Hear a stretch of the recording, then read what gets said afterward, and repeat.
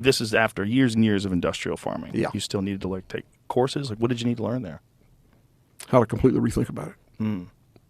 So, and we can talk more about that. But the main point I want to make is in the savory thought process, we talk about the difference in a complex system and a complicated system. So this microphone thing we're working on here is a very complicated system, and this computer this young man is working on over here is a very complicated system. And to me, what that means is there's a lot of shit going on to make it work. And when one component quits working, it don't work no more. And reductionist science works great on those very linear, complicated systems. A factory is kind of the ultimate complicated system, very linear and very lends itself to scale, which lends itself to efficiency. So, and that is the model that my dad's generation and later my generation applied to agriculture. All right, let's talk about agriculture. My farm, like your body, is a very complex living system. There's a lot going on in both of them to make it work. But if one component quits, everything kind of morphs and it keeps working, right? So in that scenario, it doesn't lend itself to reductive science as well because of the unintended consequences, that morphing we're talking about. Living systems are complex systems. Reductive science easily becomes misapplied to those systems because it has those unintended consequences that are not easily recognizable. We talked about some of them. Right. Somebody taking steroids or me using fertilizer and pesticides on my land. Reductive science applied to a living system. Living systems are very cyclical. They're not super scalable. They are super replicable. You can have more of them. So this is finally getting back to your question about feeding LA. Yeah. All right. So we have, for the last 80 years, been feeding bigger and bigger and bigger cities using the factory model, applying that reductive science to a living system, and it had unintended consequences. Well, some of us think we probably ought not do that so much anymore. And if we do, then we need to move towards treating that cyclical biome, your body or farm, in a manner that is favorable to the cycles of nature. Because those cycles of nature are essential, and they must all work together to have your body working good or my farm working good. So let's talk about the cycles of nature just a minute. And first, let me tell you that industrial farming breaks the cycles of nature. No species has ever done that before, but it breaks the cycles. You and I are the ape that learned to eat meat, and when we learned to eat meat, we became less apish, and ultimately we became the first species to really get good at technology. So we applied the technology to this system, this cyclical system, and broke the cycles of nature. Now, the cycles of nature, to me, are the water cycle, the carbon cycle, the mineral cycle, the microbial cycle, energy cycle. It's probably a lot more that we don't recognize. And when we broke the cycles of nature using those industrial tools, we ceased to produce that abundance. That 1 + 1 is 3, that symbiosis, you mentioned symbiosis earlier. Mm-hmm. So that's what's important to us in my space is that we restart these cycles of nature. And there's you don't use reductive science, you use experiential wisdom. It's like the opposite of, or not the opposite, the other side of reductionist science. And we're able to restart the cycles of nature. That's what I've done on my farm.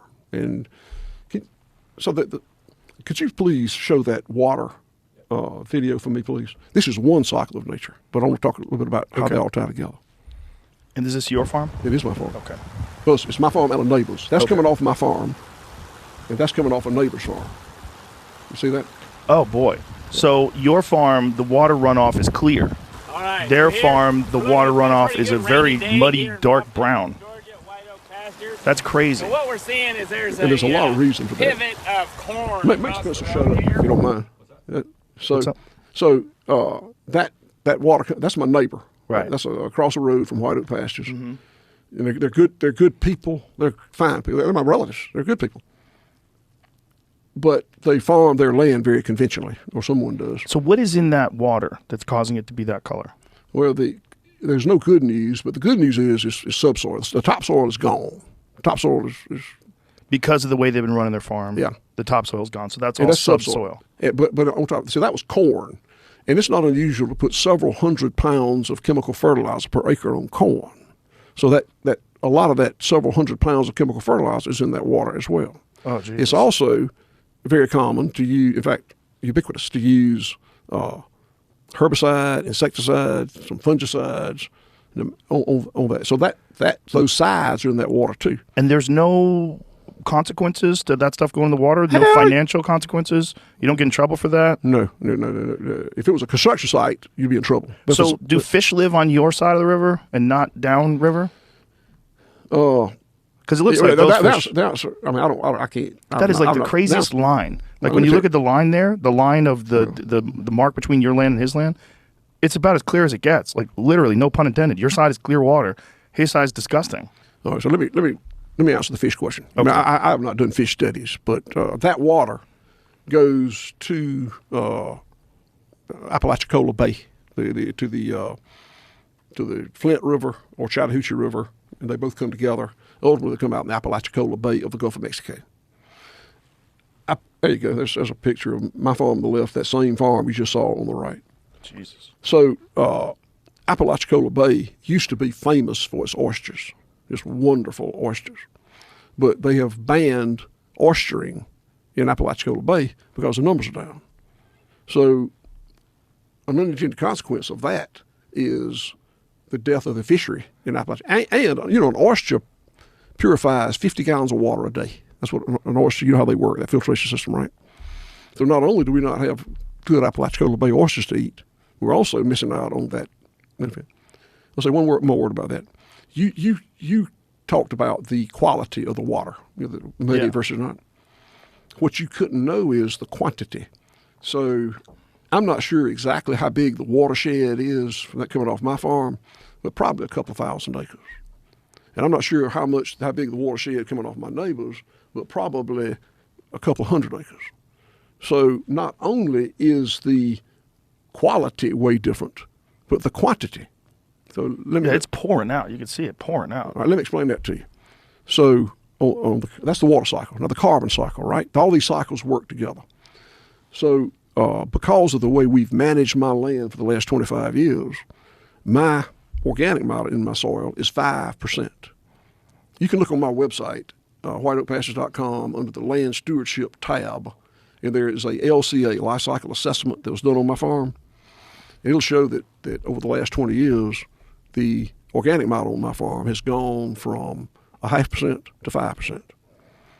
And every bit of that carbon came from greenhouse gases that were put through my ruminant animals and back out. More about that in a minute.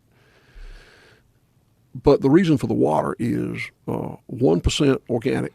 An acre of rain an inch of rain on an acre of land is about 27,000 gallons of water.